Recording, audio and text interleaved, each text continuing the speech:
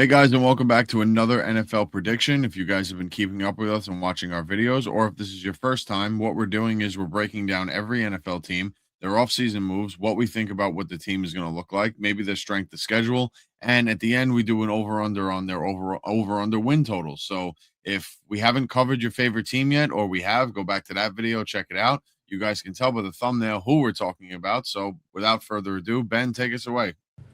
Yeah, for the first time in a long time, it feels like we're going to get to the Chiefs very early in these projections because they had a very down year. So we're going to be talking about the Kansas City Chiefs, and it's going to be a very interesting one because we already took a little bit of early look at the line currently set, and we're going to talk about that all the way at the end. But before we do get into that and talking about our predictions on the Kansas City Chiefs this year, let's look at their additions that they had. And, the very notable one, getting the Super Bowl MVP to Kansas City, Kenneth Walker. He signs for a 3-year, $43 million contract, 28.7 mil being guaranteed. Travis Kelce does a return for his 1-year, $12 million deal, and I think he's mostly going to be, this is going to be his last year. I would have to believe so.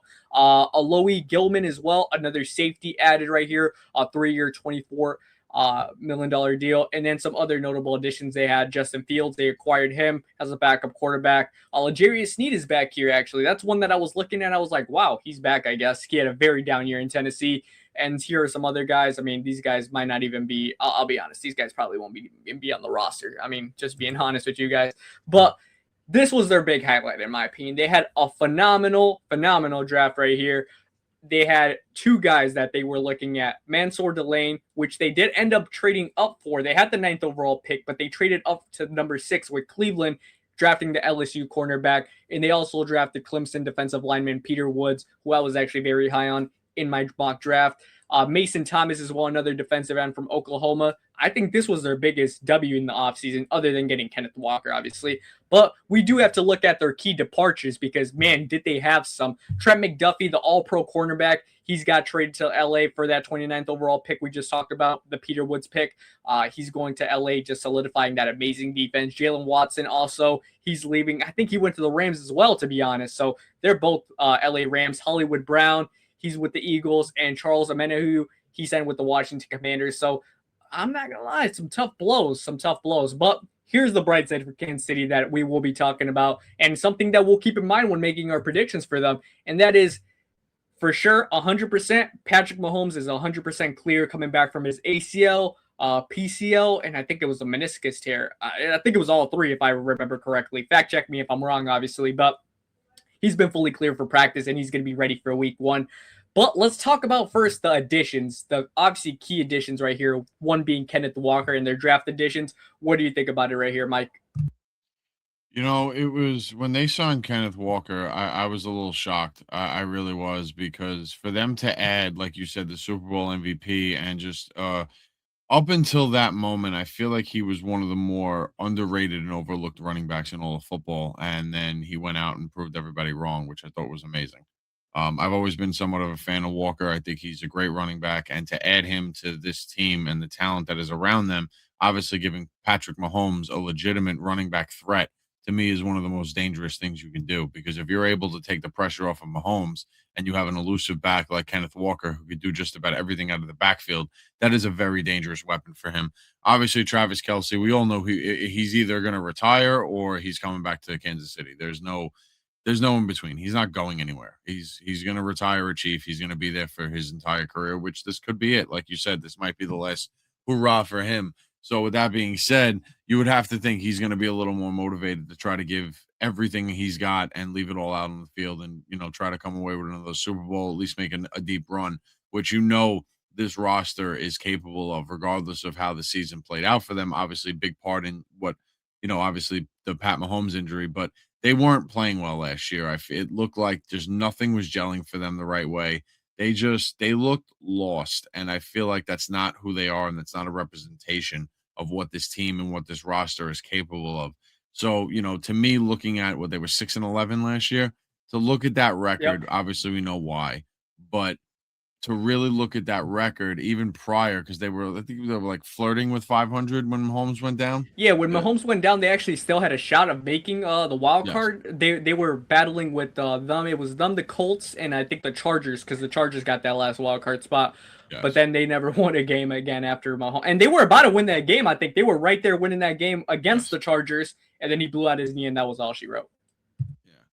yeah. So they were very well in the mix, and I feel like they limped to the record that they had last year before the Mahomes injury. They were limping there, and they still showed what they are capable of, and to a slim notion, in my opinion, because they were, like I said, they just didn't seem right, and they were still able to somehow come away with some victories that they needed to keep them in the race, at least for the time being.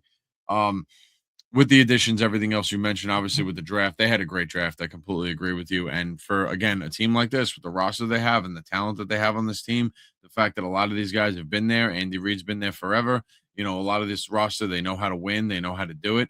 And the fact that you could add such young talent and talent that they desperately needed, obviously with the departures they had with this team, and retooling through the draft, this was almost, and you hate to see a guy get hurt, especially a guy like Pat Mahomes, but it almost, not to sound any type of way, but it almost came at the perfect timing because they had to take a step forward and retool in a sense. And this allowed that to happen. You're giving the Chiefs, granted they traded up, but you're giving the Chiefs a top 10 pick, which they turned into the sixth overall pick.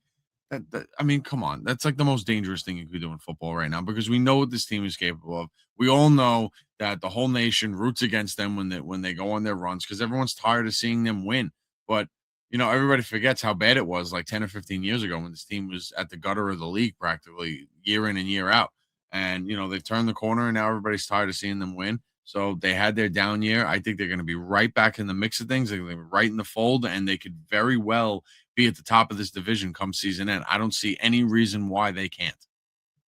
Yo, and you took the words right out of my mouth, bro, because I literally looked at their schedule before we started recording this video. I was like, wow, the fact that they had such a down year, their schedule kind of eased up.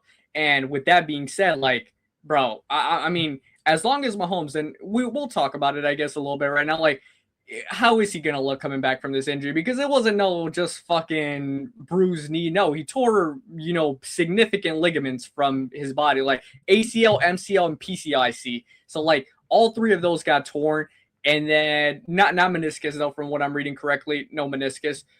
It's, to me, it's an injury that I'm gonna be looking at. How is his mobility going to be kind of affected by this? Because this guy, when he gets out of the pocket, he rushes at a very significant rate. I think he's going to be a little bit more careful on that end.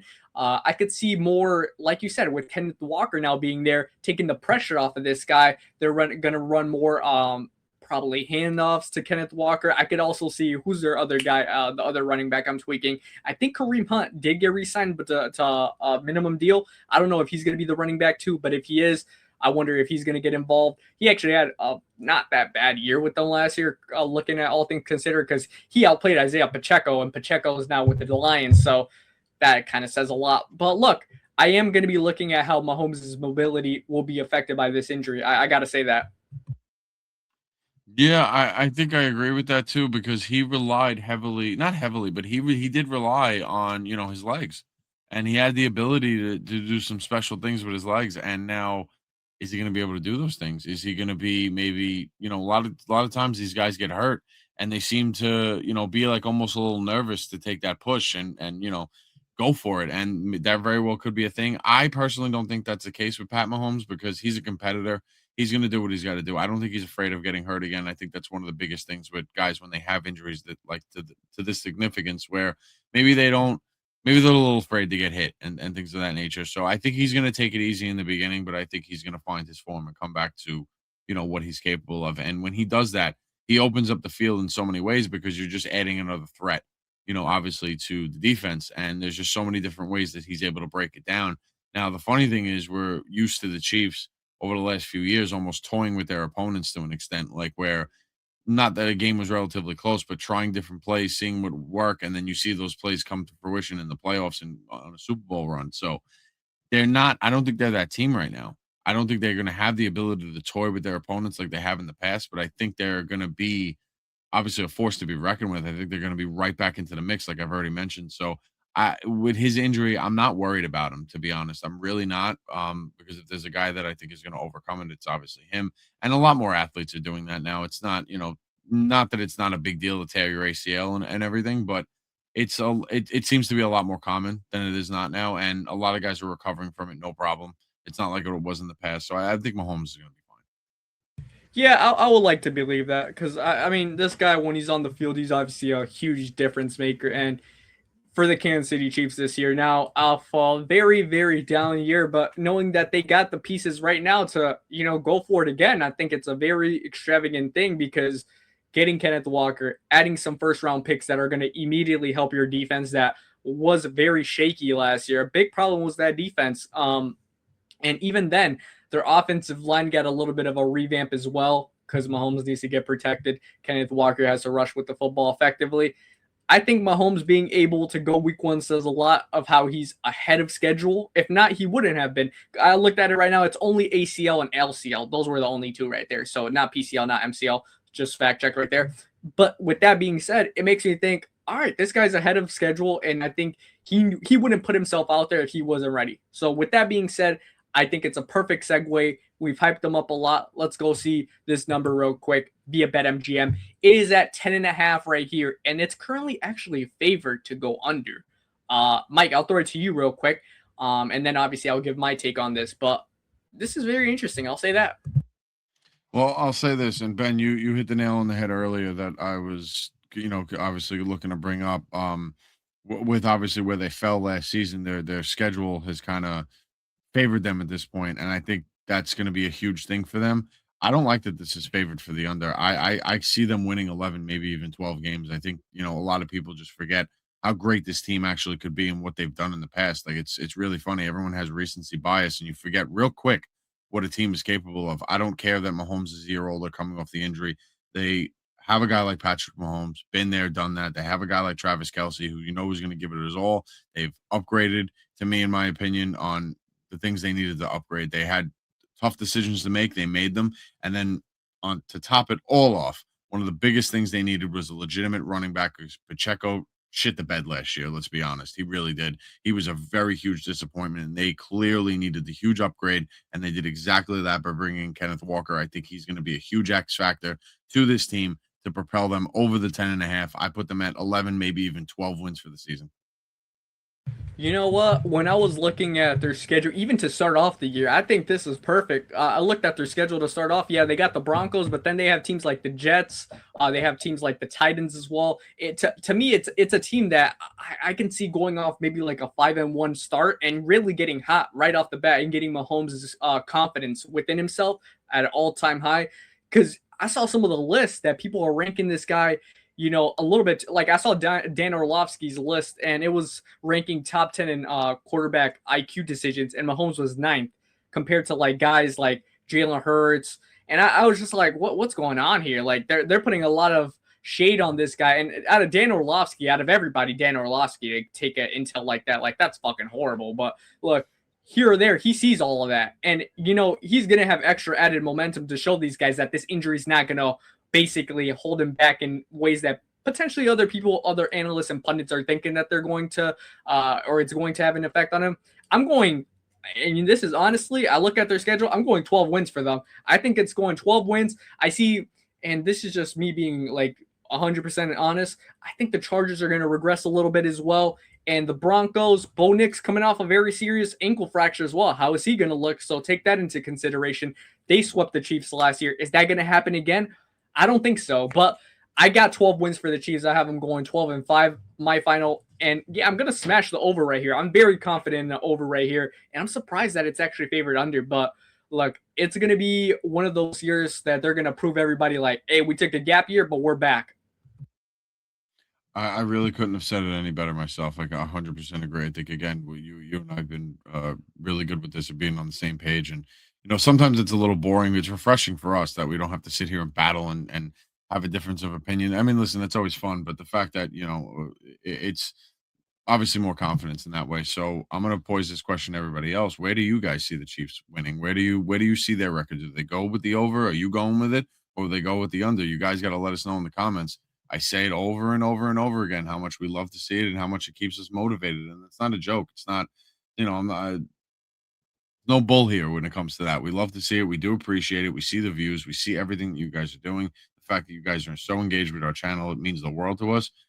Guys, as always, till next episode. No, till next time.